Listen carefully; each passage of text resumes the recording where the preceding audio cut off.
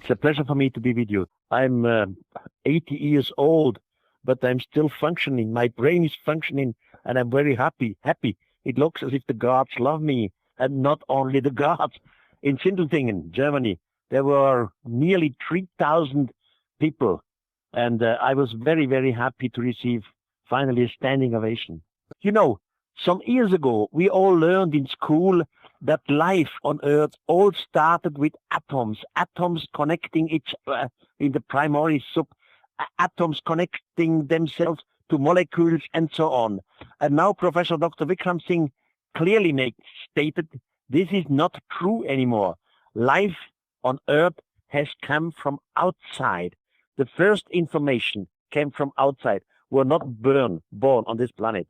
This makes sense because in every of the old holy writings, it states the gods created humans according their own image. So we are the offsprings of another solar system. That one thing, the time is ripe. You see, we change. In Germany, we have a word, it's called time, a Zeitgeist. In English, we say spirit of time. So the spirit of time has changed.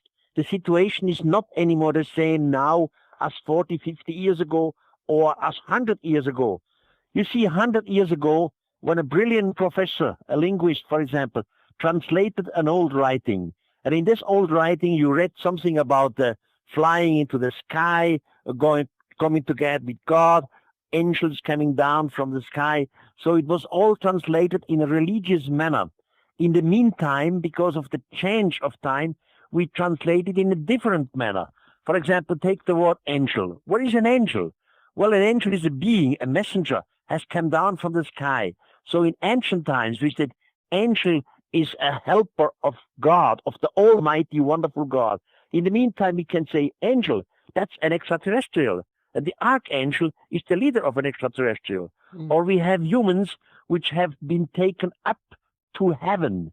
Heaven means, in religions, thinking, well, going in the place where God lives, being united with God. In the meantime, we can translate heaven into space, and it makes more sense. So because of the spirit of the time, the old translations become a new sense. No, it's not the conflict, but it's very complicated to explain it for me because my English is not the best, at least in this matter.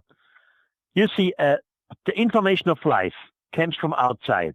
That means the starting point has come from outside. The program, so to say, has come from outside. And soon as this starting program started, the rest is evolution. So Darwin is okay. We are the product of evolution. But evolution has some unchangeable forms. You see, evolution can create practically everything, all kinds of animals and forms and whatever. But at the same time, evolution has unchangeable forms. What is an unchangeable form? For example, we all know the dolphins. Dolphins are intelligent animals. Now the dolphins are jumping out of the water, and they see little lights up in the sky, our stars. Now let's assume the dolphins were a scientific society. So they swim together, and they ask themselves the question, what are these lights up there? And they came to the question, is there maybe another planet? Are these other suns? Someday they want to know it clearly, scientifically, not only just a guess or a speculation. So sooner or later, they have to construct an antenna. To construct an antenna, that means they have to melt iron. To melt iron, you need fire. To make fire, you have to go out of the water. So this is an unchangeable form. Animals who live in the water will never construct or invent a computer. These are unchangeable forms. So that does not contradict evolution. Evolution creates everything. Maybe out there in other worlds there are something like flying elephants. I don't know. But there are also humans or human-like beings because we are the offsprings of another solar system. Just yesterday evening, I had a speech and a conference at the Swiss University in Fribourg. Fribourg is a city here in Switzerland. It's, so to say, a university city, a city full of students. And I had my discussion at the Faculty of Theology. So full around these guys, which look everything with yesterday's eyes. We had a wonderful discussion. They said, well, Erich, You look at it different, and it makes obviously sense. Now it is a question of time again. Which sense is more reasonable? In 10 years, will we look it with Erich's eyes, the translations? Will we look it with the eyes from outer space, the eyes with extraterrestrials? Or will we look it with the conservative eyes, with yesterday's translations? Now, for myself, I am very, very positive. I believe the situation will change. We have finally no alternative. We will look at the old translations with new eyes, because sooner or later these extraterrestrials will return. Then we have them here, and it would be better for mankind to be prepared for such an event. Of course, you see, Chariots of the Gods, I wrote nearly 50 years ago, and Chariots of the Gods was really a provocation. It was a shock, and most of the critics did not realize that in Chariots of the Gods I had 253 question marks. So I was asking mainly questions. They all said, well, Erich von Däniken said. Well, I asked the question, that's correct, but in a form of question mark. Now, in the beginning, also, I was young, 50 years ago. In the meantime, 50 years ago, you are not self-critical. You believe everything which somebody tells you, etc. So, of course, as a young man, you make some errors. And I made my errors in Chariots of the Gods. Later you learn. You become a little cleverer, but you will never repeat the same errors. So everything is perfect. The situation has changed. Not only the time has changed, also Erich von Däniken has changed, and the critics have changed. We look into a new perspective now. For sure. Well, altogether I have published now 37 titles, and the total edition of the 37 title is about 66 million copies worldwide. But this in more than 30 translations. A certain satisfaction, yes, because I'm happy to be alive. I'm happy to realize that my brain functions and that I can still discuss. So it is a certain satisfaction. And on the other hand, I have become a little, cooler and not aggressive anymore. So I love to discuss with my critics. There are some texts of the Dead Sea Scrolls which nobody knows, only a few specialists. For example, one of these Dead Sea Scrolls, and they were found nearly 50 years ago, is called the Lamech Scroll. What for heaven is the Lamech Scroll? Well, it's a story about a man, his name was Lamech.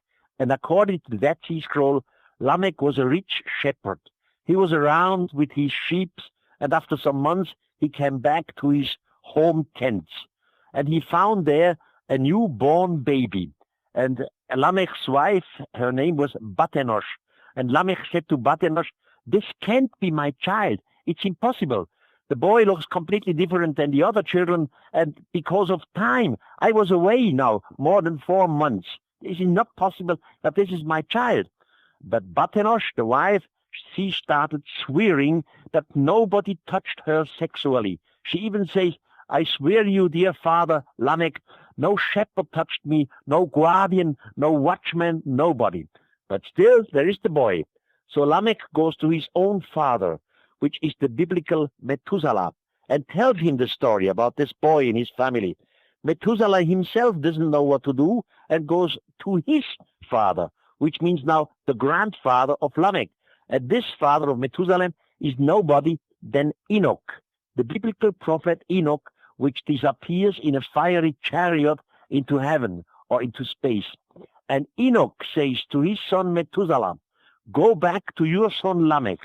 Tell him that the guardians of the sky have inseminated the woman, Batenosh, without touching her sexually. Lamech should accept this boy as his own. And because the guardians of the sky have decided to destroy the old mankind by a gigantic flood. But this boy should be the survivor and the father of mankind after the flood." So according to this Lamech scroll, we all are descendants of this boy. In biblical terms, the boy's name was Noah. Nobody knows what it is finally. The Voynich manuscript is a manuscript which a man, his name was Voynich, he bought in a convent in Italy. And the Voynich manuscript is full of pictures and full of writings, but nobody understands nothing. Not even the picture, not even the writings. Still today, we don't have a translation of the Voynich manuscript. In the meantime, the original Voynich manuscript is part of the Bodleian library. Mm-hmm. But there is nothing to say what's written in the Voynich manuscript because no one can translate it. Yes, because of the pictures. Tell it. Again, I have to come back to Enoch, which I just mentioned before. Mm-hmm. Enoch, this prophet of the Old Testament, he himself is also the writer of a book. It's called the Book of Enoch. Mm-hmm. The Book of Enoch is not part of the Bible. The Book of Enoch was found in an old library some 170 years ago in Ethiopia. Now, Enoch describes that the teachers from heaven, in my eyes, the extraterrestrials, they told him about our solar system. They told him about our calendar, that the Earth surrounds the sun in 365 days, plus some hours, because we have every 4 years a leap year.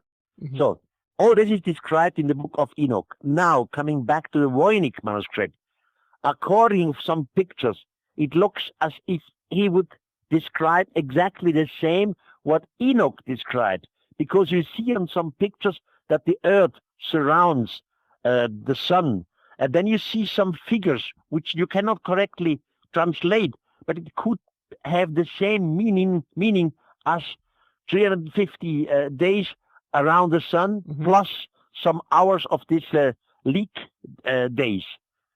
Wow. It makes a certain sense, but it's not proven. That's my idea, yes.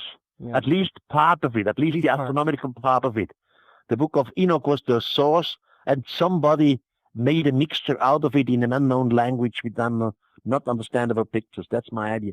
You see, Enoch, he writes in the original book in the first person. That means the I version. I did, I heard, I was. And he describes that when he was 12 years old, so he was a boy, two heavenly figures descended from the sky, and they took him up. And finally, Enoch learned the language of these extraterrestrials. And they teach him, not only in astronomy, they teach him in different fields. Enoch writes more than 300 books.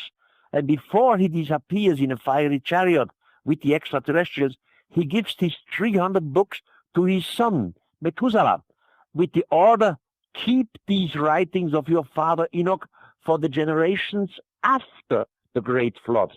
Mm-hmm. So that's only one part of the story. In the meantime, we know that in the Great Pyramid in Egypt, there are much more rooms and shafts than we knew before. We know this because of modern, radar, which can cross the stones. Now, ancient Arabian writers, for example, Ibrahim Abdul al-Masudi, they say the Great Pyramid was not constructed by the pharaoh of Cheops, how archaeologists think, but it was constructed before the Great Flood by a leader. His name was Saurit. And then they said Saurit is the same which the Hebrew community calls Enoch. Now again, back. Enoch writes 300 books, gives them to his son Methuselah with the order, keep them for mankind after the Great Flood.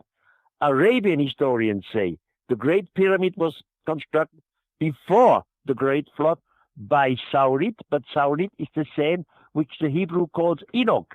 And in the meantime, we find more and more shafts and rooms inside the pyramid.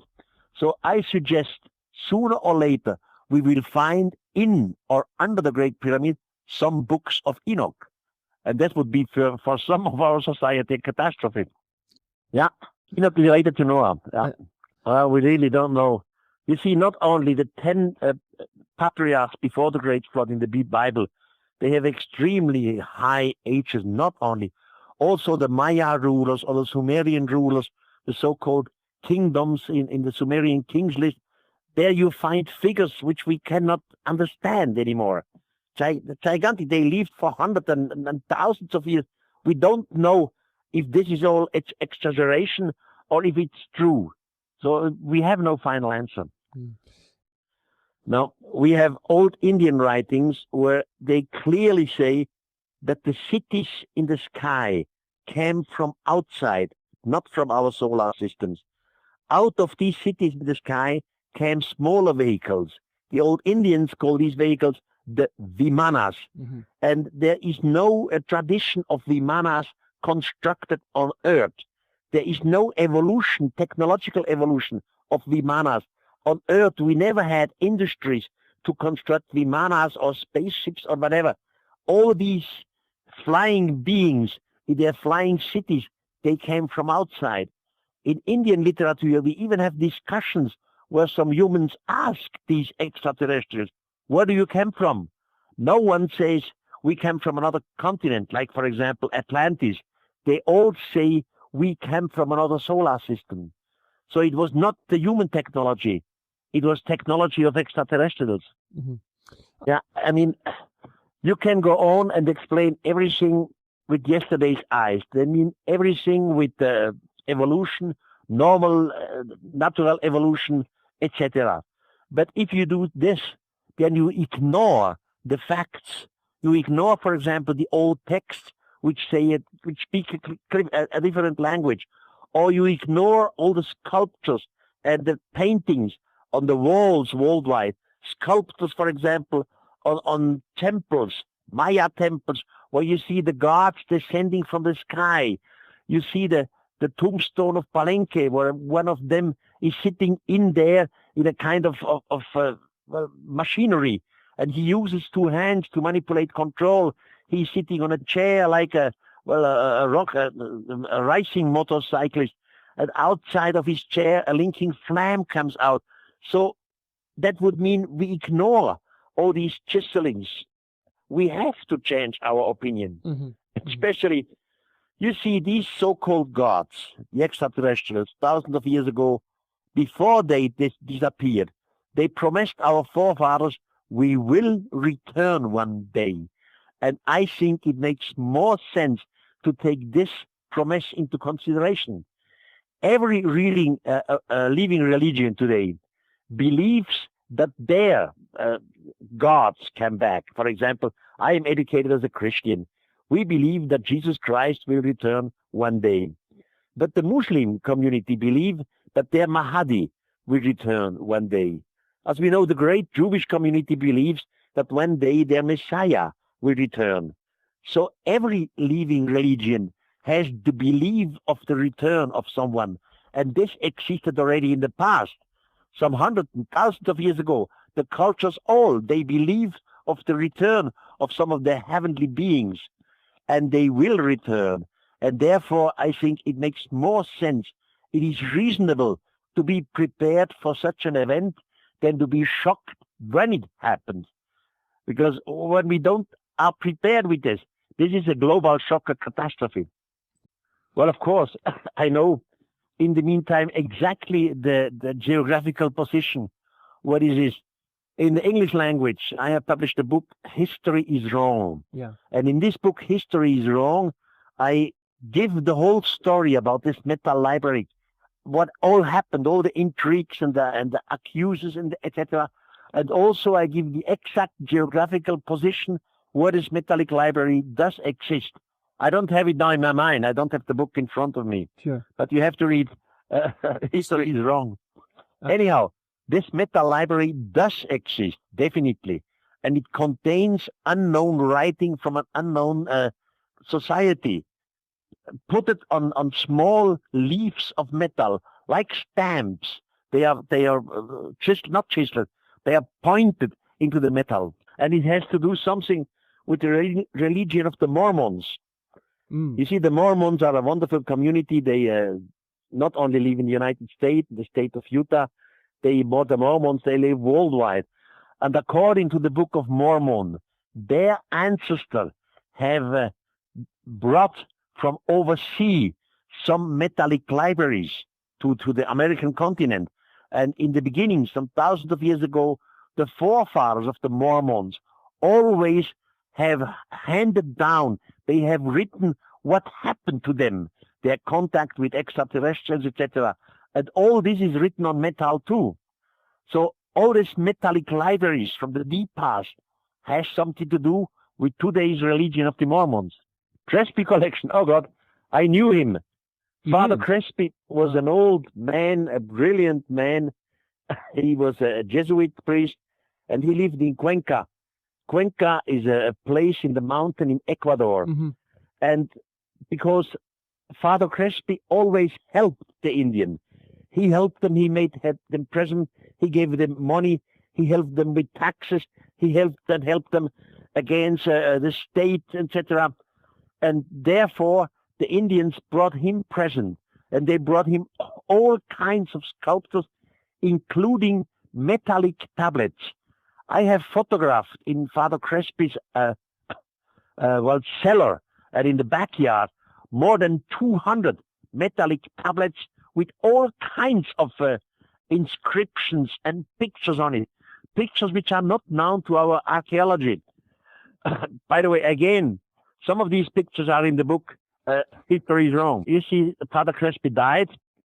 He still, also as he's dead, he's still respected very, very much in his community in Cuenca. He died, and the state took over a big part of Crespi's treasure. They are now in the State Bank of Cuenca and some part in the State Bank of Bogota. And there, in the State Bank of Bogota, you have a museum which is called the Gold Museum. The Gold Museum is open for the tourists. I was there many, many times. And now, very new, in the Gold Museum of Bogota, you find some of the metallic tablets which came from Father Crespi's collection. And I hear in Cuenca that the State Bank in Cuenca will do the same thing. Sooner or later, they will open a gold museum in Cuenca, and then we can see again Father Crespi's collection, at least part of it. That's correct. You see, it becomes very complicated on the radio. Sure. I was talking about the Mormons. Yeah. And this oldest, first forefather of the Mormon had the same father as Enoch. You see, Enoch was the seventh patriarch before the Great Flood. The father of Enoch was Jared. Jared, that's at least the German spelling. Jared. So Enoch's father was Jared. But Jared had not only Enoch as a son. Jared had other boys as sons. And one of them was Nephi, the forefather of the Mormons. So they are connected with family blood. Yeah, exactly. Yeah. That's true. Yes, the Mormons were looking always for that library. Now they have the exact geographical location, and I don't know if they were there or not. I would suggest, yes, they were there, because the Mormon society is quite rich. They are wonderful persons, and they have military help. They have helicopters. So I would think that they have given a lock to this metallic library. But the question is still, will they publish it or not? Wow. Will they go to public or not? Because some of these things are dangerous for our today's religions, for our today's societies. You see, you take, for example, the Arab society. Most of the Arab community are Muslims. And for the Muslims, extraterrestrials or so-called gods, in reality, they are not gods. The humans call them gods, do not exist. For them, it's a catastrophe if extraterrestrials would appear, or if old writings say that the so-called gods of ancient times were just extraterrestrials. It is absolutely not understandable for a Muslim society. So therefore, it might well be that even if we have some texts, if we have clear writings, that they will not be published to protect the society, the humans. Of course, I mean, Nazca is a desert. Nazca is a desert in Peru. It's about 500 kilometers south of the capital city of Lima. If you are on the desert, just with your car or by foot, you see nothing. It's just plain desert with sand and little brown stones. But soon as you fly over the same desert, of a sudden, you see big figures shining out of the brown ground. First, you see figures of an ape, of monkeys, of spiders, of such kind of animals. Then you fly higher, and then you see gigantic lines, small lines. I mean, the smallest is about 1 meter large only, but it's 23 kilometers long, straight ahead, over hills and mountains. Then you fly higher again, and then you see something beneath you which looks like airstrips. I never said it is an airstrip, but it looks like airstrips from the air. It starts abruptly, it ends abruptly. It is large, up to 65 meters. The largest of these airstrip-like lines are 3.8 kilometers long. So this is what you see from the air. I have in my archive about 5,000 pictures of Nazca, and I nerve myself every time when I see a TV presentation about Nazca. There the scientists, they explain the public that it is very easy to make these lines. You just have to scratch away a little the surface with your shoes, and then a brighter shining surface comes visible, which is true. But this has nothing to do with the so-called airstrip-like lines, because for the airstrip-like lines, whole mountains have been cut up, have been made flat, and you see zigzag lines under these airstrip lines. So it is all an incredible mixture, and the public is not informed about the real mystery of Nazca. This is unnerving me all the time. But yeah, that's true, but that's because they themselves don't know more. Yeah. You see some TV makers, they maybe fly over Nazca for one or 2 hours. And then they see a little something. But to know everything about Nazca, you have to fly for days over Nazca. Mm. It's tremendously big. And you always have to fly in the early morning because of the sun. Soon as the sun is on the sky, you see nothing anymore because you have to create light and shadow. So these TV makers or some of these archaeologists who speak about Nazca, they have no idea of the real Nazca. They never took themselves time to be there for a week or for a month. And that's ridiculous. That's completely ridiculous. Forget it. Yeah. You see procession routes. How should procession routes exist when they start abruptly and end abruptly? There is no pathway leading or guiding to the procession routes.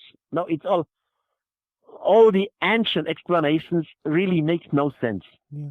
No, you have to be in the air, definitely.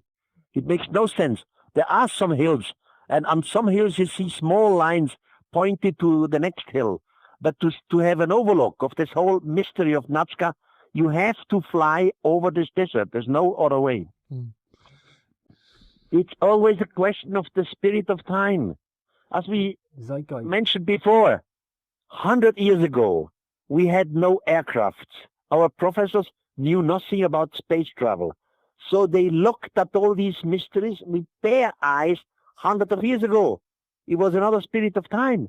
In the meantime, a new spirit of time exists. We know about aircraft. We know about the possibility of spacecraft. We know about changing the genetics, etc. So the situation has changed. That's completely ridiculous. You see, it was always the humans who constructed these gigantic buildings, temples, pyramids. It was not the extraterrestrials. They never made their hands dirty. It was always the humans who did it. The question which we have to ask is, why have the humans did it? Why have they constructed gigantic temples or the pyramids? Now, the normal question is, they did it for the gods. Okay, but for which gods? Now, the answer comes, well, from God, for the gods in nature. For example, the lightning, the thundering, the natural people were afraid of an earthquake and whatever. And that's not the answer, because the gods in antiquity, they were talking. They gave information to the earthlings. So it was the gods who guided the humans.